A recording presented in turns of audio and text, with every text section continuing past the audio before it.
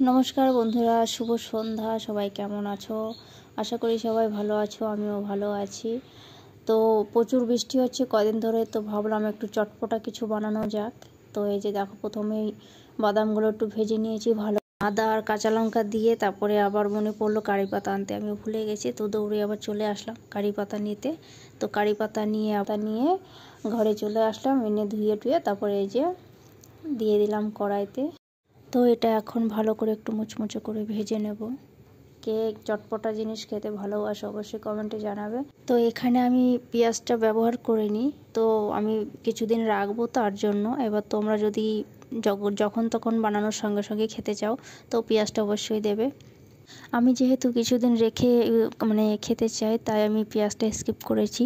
তোমরা যদি গরম গরম খেতে চাও তো পেঁয়াজটা অবশ্যই দেবে। তো এখানে আমি নুন দিয়ে মাখিয়ে রেখেছিলাম হালকা একটু জল দিয়ে। এই যে চিড়েটা এখন দিয়ে দিলাম। এখানে আমি লাল চিড়ে নিয়েছি, সাদাটা আমি পাইনি। তো তোমরা অবশ্যই সাদা চিড়েটা ব্যবহার করবে, অনেকটা দেখতেও ভালো লাগবে। তো আমার চিড়েটা প্রায় ভাজা ভাজা হয়ে গেছে, দেখো হালকা লালচে কালার চলে এসেছে। তো এই জায়গায় ভাজা বাদামগুলো আর কিছু চানাচুর আমি এখানে দিয়ে দিয়েছি, হালকা বিট নুন ছিটিয়ে দিয়েছি। তো ভালো করে নেড়ে চেড়ে দেখো এই যে কিছু কৌটোয় ভরে রেখেছি আর কিছু আমি বাটিতে নিয়ে নিয়েছি, আর একটু দুধ চা বানিয়েছিলাম। তো এখন এই দেখো গরম গরম তো আমার কাছে দারুণ লেগেছে।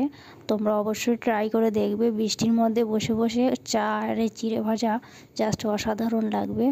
তো কেমন লাগলো অবশ্যই কমেন্টে জানাবে, ভালো লাগলে লাইক কমেন্ট শেয়ার করবে। বন্ধুরা সবাইকে টাটা বাই বাই।